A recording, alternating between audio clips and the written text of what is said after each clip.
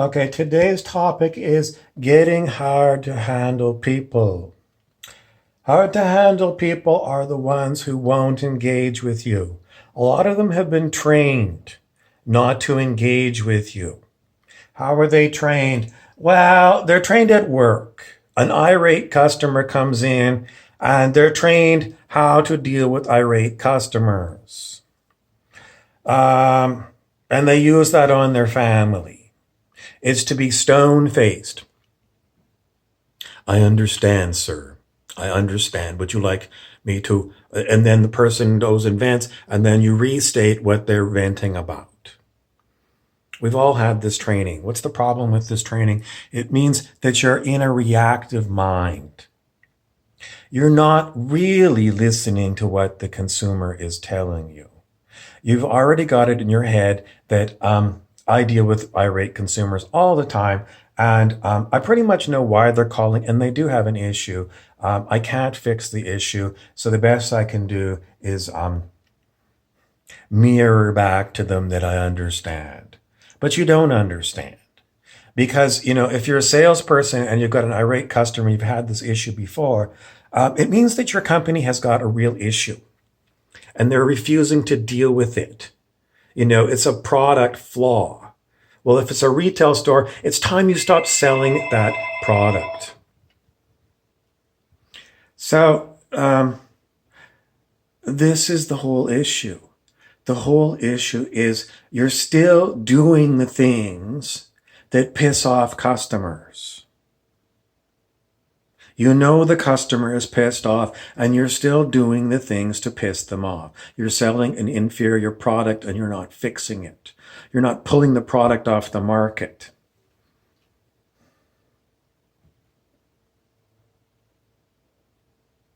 You deserve to be screamed at. If it's a retail shop and you've got this problem, it's time you quit. Maybe you talk to your manager once. This particular product we're selling, it's got flaws. It keeps coming back. We don't want to buy anything from this company and resell it to the customers. They don't want to listen to you. It's time you quit.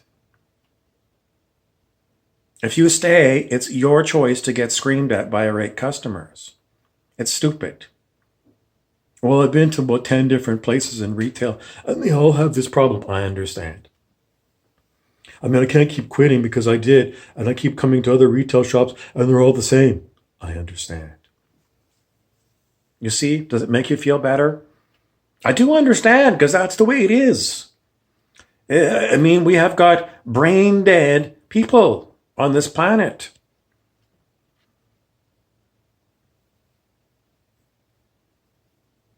So when you have people in your family that have huge issues, and you are standing there and you're going, I understand, please don't get upset. That's incorrect. That's treating them like a customer. They're not customers, they're your family. And if they are having a meltdown, it's because there's something huge going on inside of them.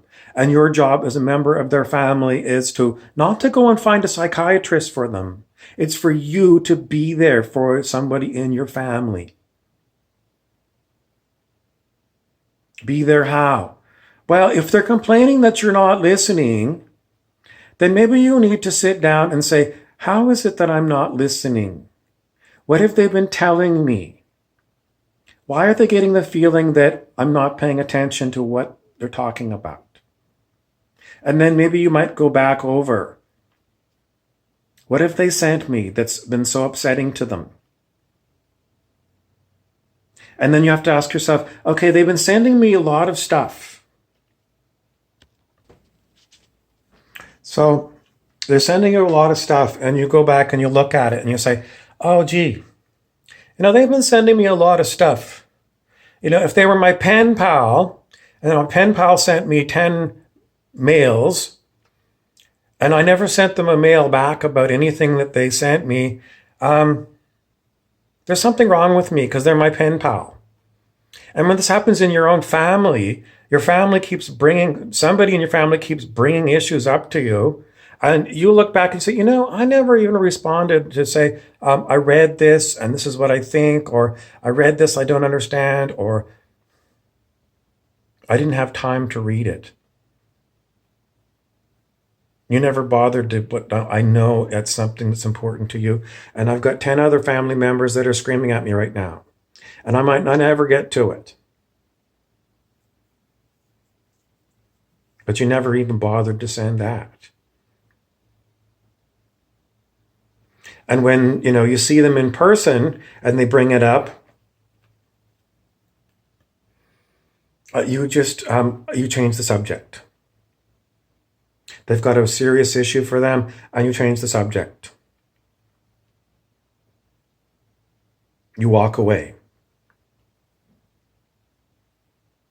They're your family, but they don't deserve your attention. They don't deserve...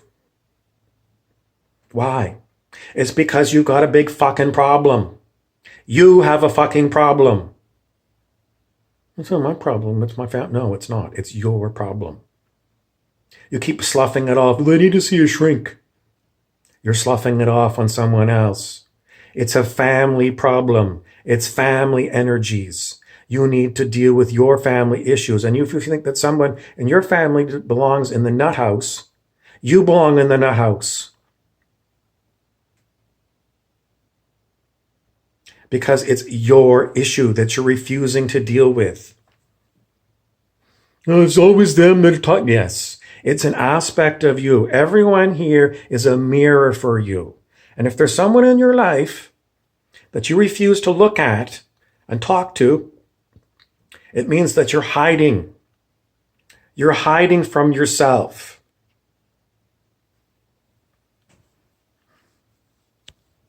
And I don't know what else to tell you, but the people who are in your life, who are getting exasperated with you, are never going to ever be able to talk to you.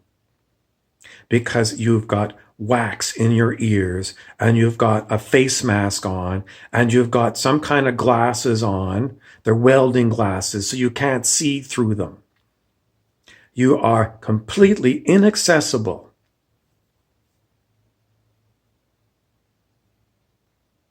And it's your fault.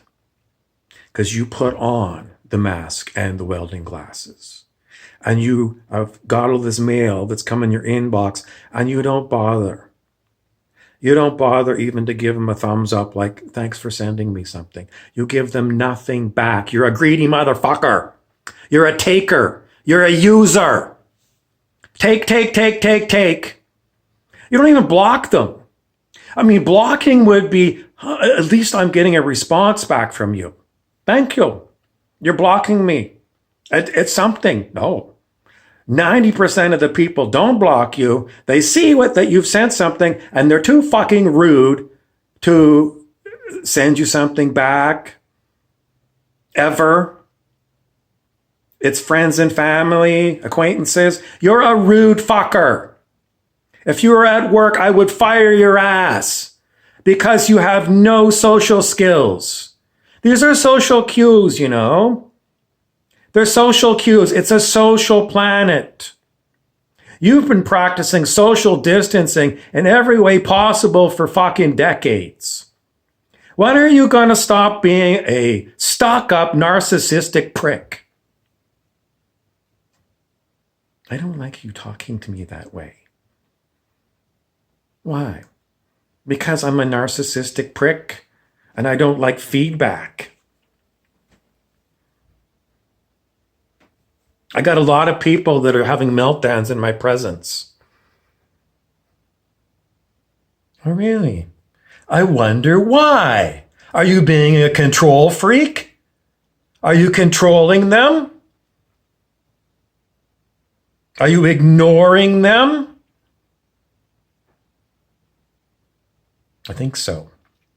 The reason people are having meltdowns in your presence is because you're the problem. You're disgusting.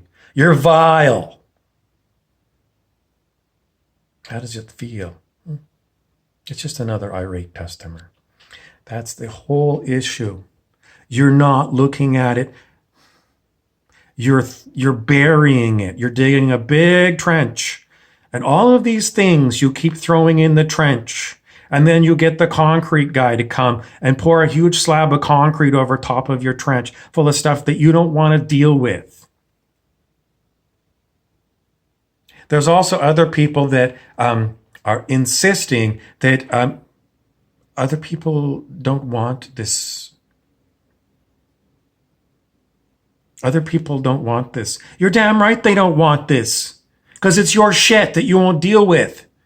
You're creating garbage and you're dropping it in the ground and burying it for future generations. Toxic waste. It's your fucking toxic waste.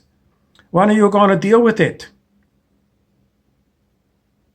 It's never easy to tell you, but if I'm talking with a Chinese accent, it's because you're expecting from someone from China to come over here to your country to fix it. I'm sorry if you're of Asian extraction. I could do the same thing over in China. And a Chinese family could have the same issue as a white family. And they can say, oh, what are you expecting? This white guy Bob from Canada to come over here to fix our issues? The old saying is from the 1980s, think globally, act locally. I'm here. I'm thinking about the globe, and I know the same issue is going on all over the globe.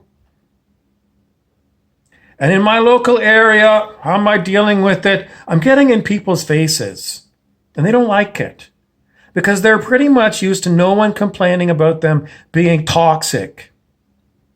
They're pretty much happy with being toxic. And, when anybody calls them out on their toxicity, it's, I want to send you off to somewhere else. I don't like you telling me the truth.